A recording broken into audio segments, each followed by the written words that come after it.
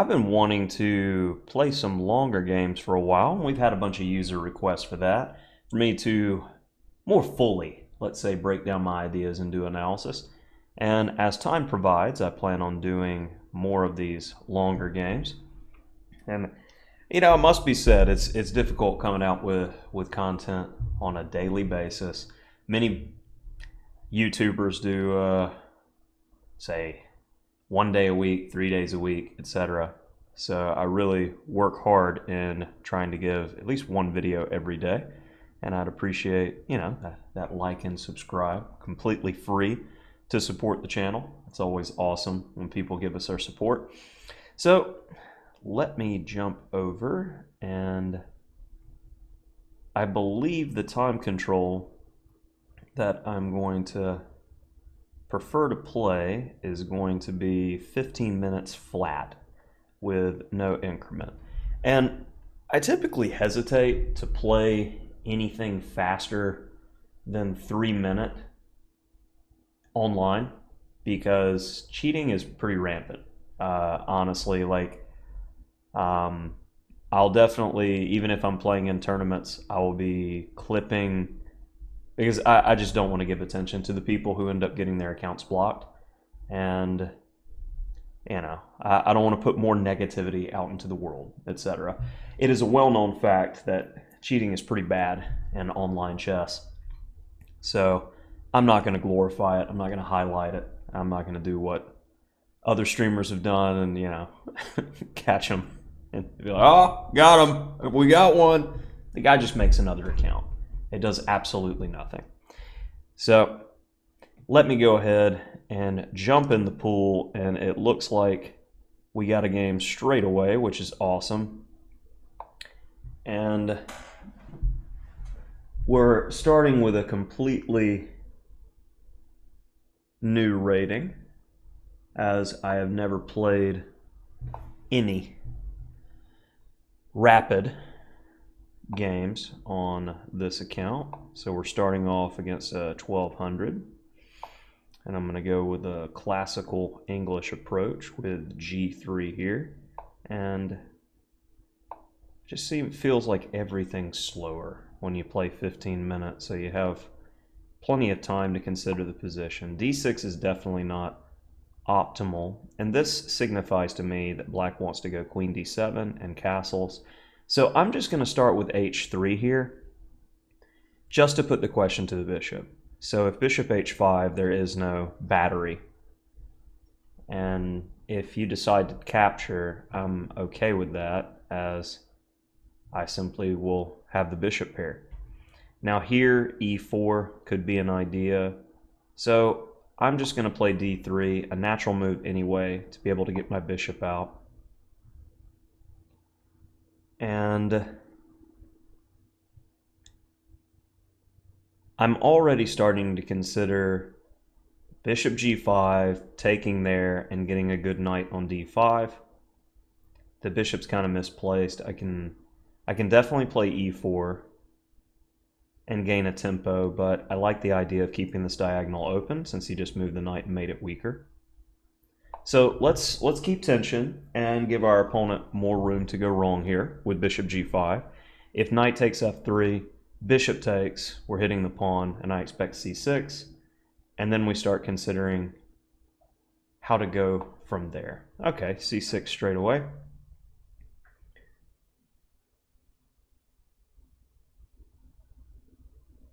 And I like e4. Mostly if takes, we have queen takes, the bishop moves, I'll capture and compromise the pawn structure, and then play g4 in order to make sure those double pawns aren't going anywhere. And you follow up with idea like knight e2 to g3 and make them suffer with that type of pawn structure. And then here, what's different after I've moved the e pawn is now my knight has a drop back square if I capture on d4. So I'm going to elect to go ahead and do that and follow up with knight d2 to pressure the pawn. And I fully expect a move like c5. After e takes d, knight e2, queen a5 check doesn't bother me in the least, as I simply play queen d2, and none of the above, as our opponent forgets that we had just captured a piece. So I'm going to put the knight on that good square, attacking e7 and g7. When you're up material, you're definitely looking to trade down, so pretty straightforward stuff, and not much to think about as I am up a clean piece. So I'm just looking to force trades to try to get this game over with as fast as possible to save energy for the future games that I'm going to be playing today. So not much to think about, looking to clip, and then we've got an extra piece, so let's just make it work. You don't want to pre-move there, as he could definitely take with a pawn. Looking for h5, bishop h3, bishop f5. If he doesn't play h5, we will, and then follow up with the same idea. I would prefer to be able to play h5 because I could get rook h4, rook g4 in some variations, going after the king directly. All right, thank you very much. I'm not concerned with this, as I'll simply go a3. And I mean, honestly, you couldn't ignore it and just go b3 as d5, queen b4, worst case scenario, you have king d2.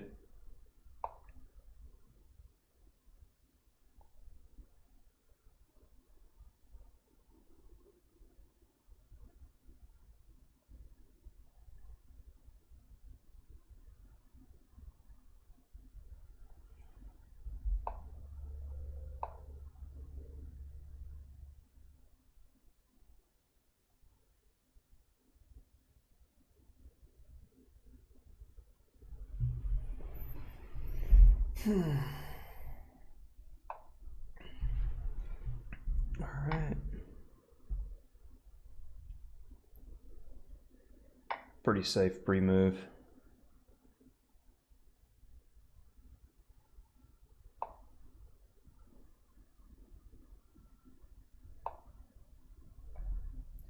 Keep an eye on that. I expect rook g5 followed by f4 to try to kick the rook off that key square.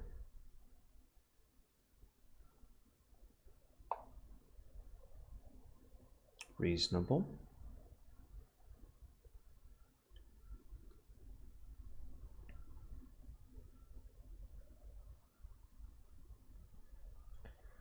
How now to be the most effective way to get to his king?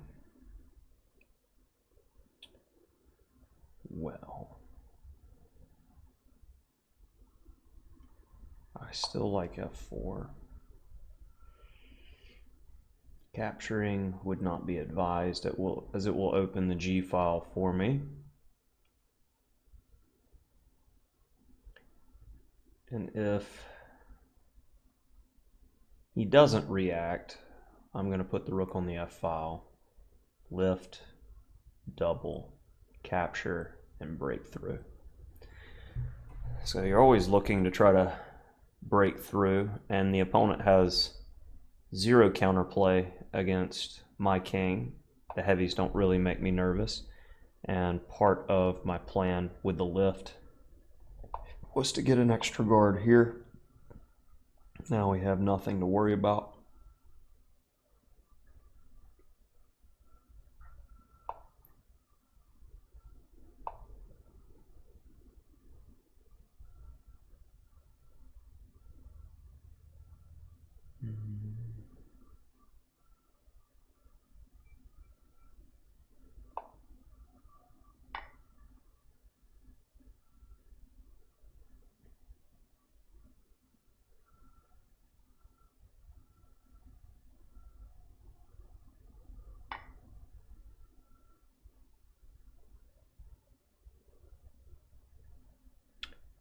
Defense with knight e2 seems like it could be a good idea, but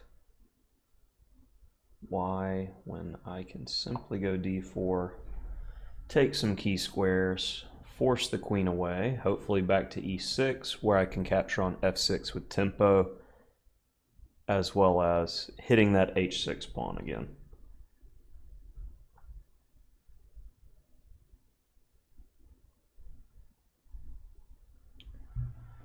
I expect the first number of games to be a lot like this, where the opponent plays a very reasonable opening, and it's definitely happening more and more in chess culture that you get people who know a decent amount of information concerning openings, but then when you get to the technical part of the game, they really struggle, and it happens.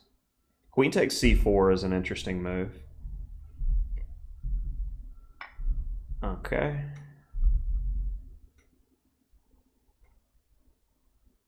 Now, it would be easy to get in a hurry and say queen takes h6, king g8, rook takes d6, threatening mate. But why that move is interesting is because it hits the rook that is currently defended. So you have to watch out for these little ideas.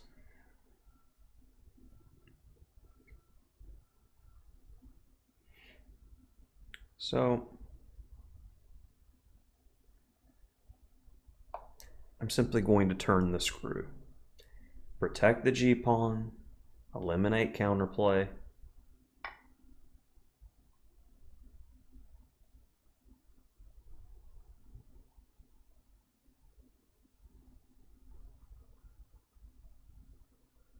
We'll go here first.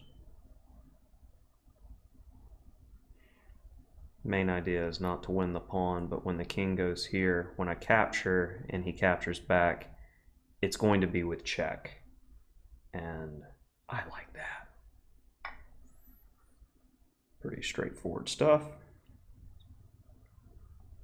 Queen f1 only prolongs for another move. If I go there, queen c4. So let's just go king c2. Not much to think about.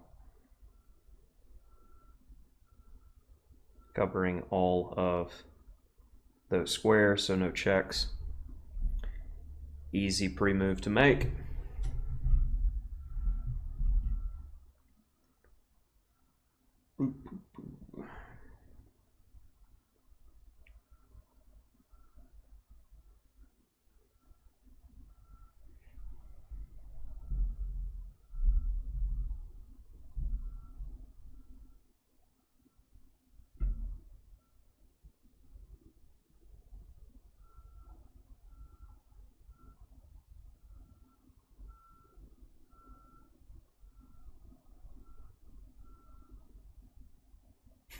Starting to remember why I like Blitz so much compared to longer games.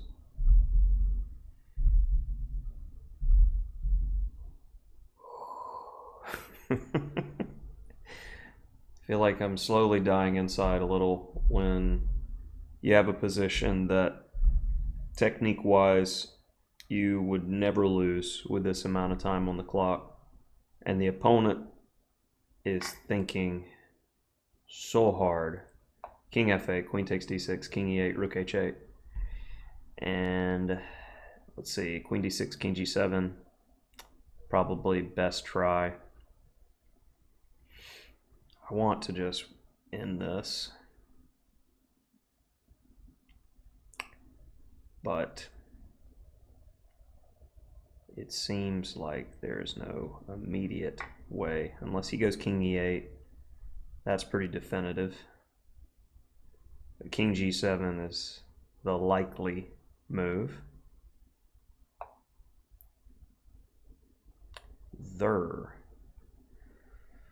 Queen d8 gives me an extra option. King g7, queen g5, and after king f8, rook h8, looks like that will do it.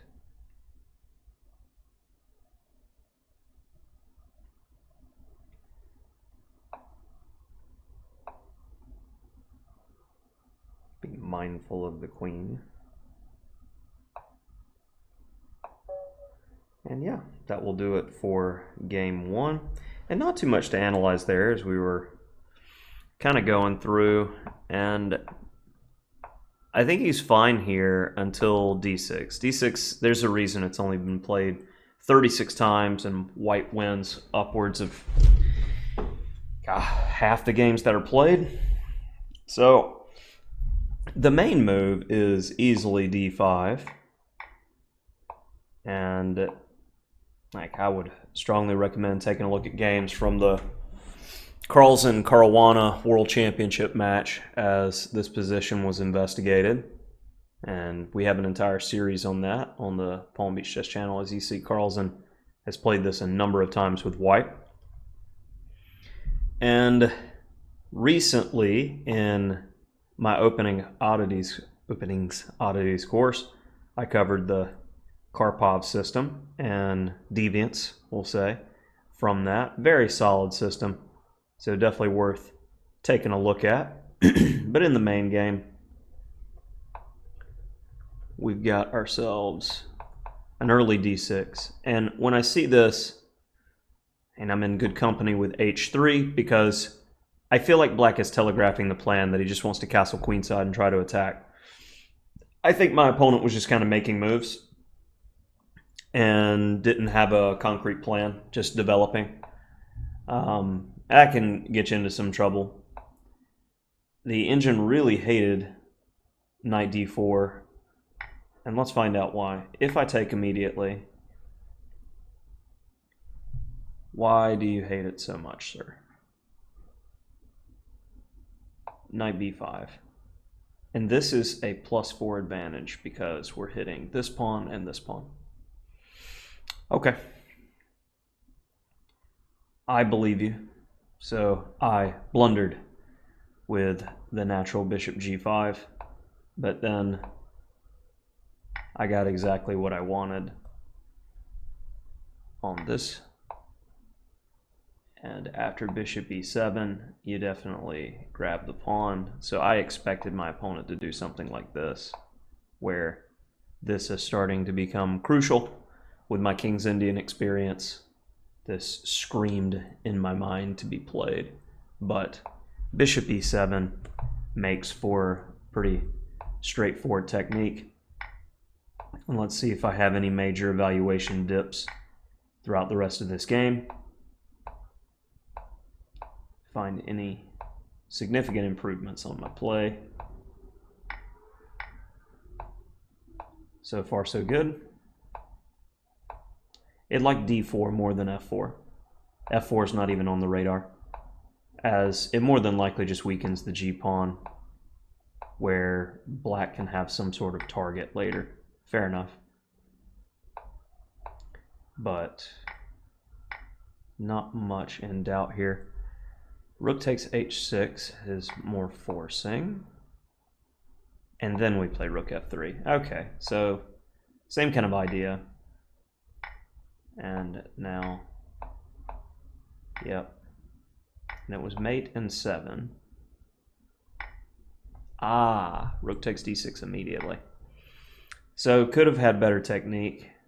The best he has is sacking the queen here, as a move like king there runs into queen e5, followed by rook d8. Guess it's just same stuff. Yeah, same setup.